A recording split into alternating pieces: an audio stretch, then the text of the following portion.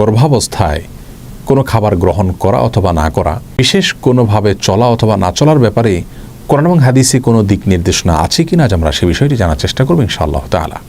প্রিয় দর্শক, আমাদের সমাজে গর্ভবতী মায়েদের জন্য বিশেষ কিছু খাবারকে, বিশেষ কিছু চাল চলনকে নিষিদ্ধ এবং ক্ষতিকর মনে করা হয়ে থাকে। তার মধ্যে থেকে সবচেয়ে প্রসিদ্ধ হলো চন্দ্রগ্রহণ অথবা সূর্যগ্রহণের সময় গর্ভবতী মায়েরা যেন কোনো অবস্থাতেই বাসা বাড়ি থেকে, ঘর থেকে বের না হন।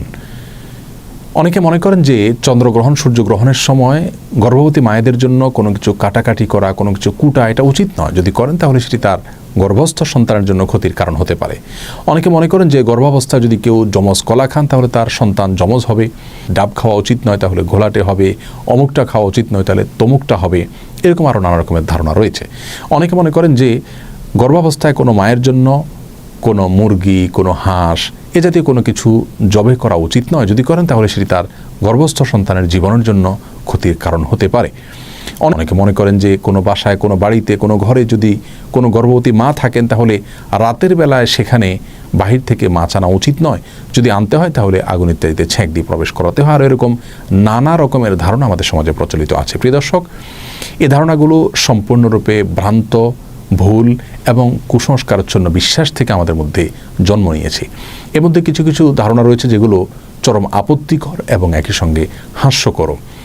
যেমন যমজ কলা খেলে গর্ভবতী মায়ের যমজ সন্তান হতে পারে। এই ধারণাটি শুধু ভ্রান্তই নয়, একই সঙ্গে এটি হাস্যকর এবং আপত্তিকর।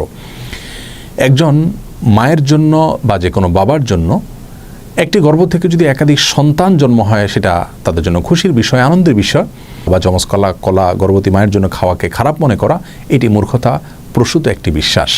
সেই সাথে যে কোনো মুসলিমের জন্য, যে কোনো মানুষের জন্য খাবারের পাত্র, প্লেট, এটাকে ভালো করে মুছে চেটে খাওয়া উচিত। এটাকে অপচয় করা উচিত নয়, কোনো খাবার নষ্ট করা উচিত নয়, বরং ভালো করে মুছে এবং পরিষ্কার করে খাওয়াটাই হলো সুন্নাহ। আর এই সুন্নাহটি নারী পুরুষ সকলের জন্য প্রযোজ্য। গর্ভবতী এবং সাধারণ অবস্থায় যে কোনো মানুষের জন্য এটি প্রযোজ্য। আর প্লেট মুছে খেলে গর্ভবতী মা কন্যা সন্তান জন্ম দিবেন, সেটি প্রথমত ভ্রান্ত কথা। দ্বিতীয়ত, কন্যা সন্তান জন্ম দেওয়া এটা তো ভালো বিষয়। কোরআন এবং হাদিসের কোথাও পুত্র সন্তান জন্ম দেওয়ার জন্য বিশেষ কোনো ফজিলতের কথা আমরা জানি না, কিন্তু কন্যা সন্তান জন্ম দিলে সেক্ষেত্রে মা বাবার জন্য সেটি আখিরাতে নাজাতের মাধ্যম হবে, জান্নাতে যাওয়ার উপায় হবে, এরকম বিভিন্ন হাদিসের কথা আমরা জানতে পারি। সুতরাং এই সমস্ত ভ্রান্ত বিশ্বাসগুলো আমাদের সমাজ থেকে দূর করার চেষ্টা আমাদের করতে হবে। প্রিয় দর্শক, মনে রাখা উচিত একজন মুসলিমের কি করা উচিত, কি করা উচিত নয়, কি খাওয়া উচিত, কি খাওয়া উচিত নয়, কোন জিনিসটা তার জন্য কল্যাণকর আর কোনটা ক্ষতিকর, এটি জানার দুটি উপায় রয়েছে। তার প্রথমটি হলো ওয়াহি তথা কোরআন এবং হাদিস।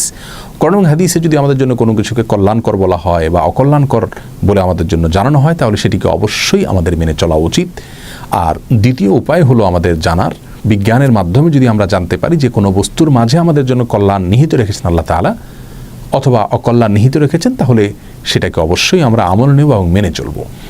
যে বিষয়গুলো বলা হলো এগুলোর মাধ্যমে গর্ভবতী মায়ের অথবা গর্ভস্থ সন্তানের কোনো প্রকার ক্ষতি হতে পারে এরকম কোনো ধারণা কোন হাদিস থেকে আমাদেরকে দেওয়া হয়নি।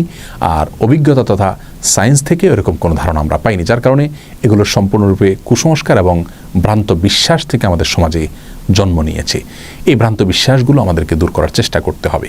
প্রিয় দর্শক, আমাদের সমাজে যত রকমের ভুল ফতোয়া, কুসংস্কারাচ্ছন্ন বিশ্বাস, এর বেশিরভাগ চাপানো হয় মেয়েদের উপরে। তাদের উপরে যত রকমের মিথ্যা বানোয়াট ফতোয়া এবং মাসআলার প্রয়োগ হয়, পুরুষদের উপরে তত বেশি মিথ্যা বানোয়াট অথবা মনগড়া ফতোয়ার প্রয়োগ হতে আমরা দেখি না। অতএব এই সমস্ত কুসংস্কারগুলো দূর করার জন্য নারী পুরুষ সকলকে আমাদের একযোগে কাজ করে যেতে হবে। গর্ভাবস্থায় একজন মায়ের জন্য কোন জিনিসটি তার স্বাস্থ্যের জন্য কল্যাণকর সেটি ডাক্তারগণ আমাদেরকে জানাবেন। বিজ্ঞানের মাধ্যমে, অভিজ্ঞতার মাধ্যমে আমরা জানতে পারবো, সেটাকে অবশ্যই আমরা আমল করে চলবো। অ্যাসিডিটি বেশি হয় এরকম অনেক খাবার অনেক সময় ডাক্তারগণ নিষেধ করেন গর্ভবতী মায়েদের জন্য, সেগুলো ভিন্ন বিষয়। যে বিষয়গুলো আমরা উল্লেখ করলাম এগুলোর সাথে বিজ্ঞানের কোনো সম্পর্ক নেই এবং কোনো হাদিসেরও কোনো নির্দেশনা বিষয়ে নেই, যার কারণে এগুলো সম্পূর্ণরূপে ভুল বিশ্বাস।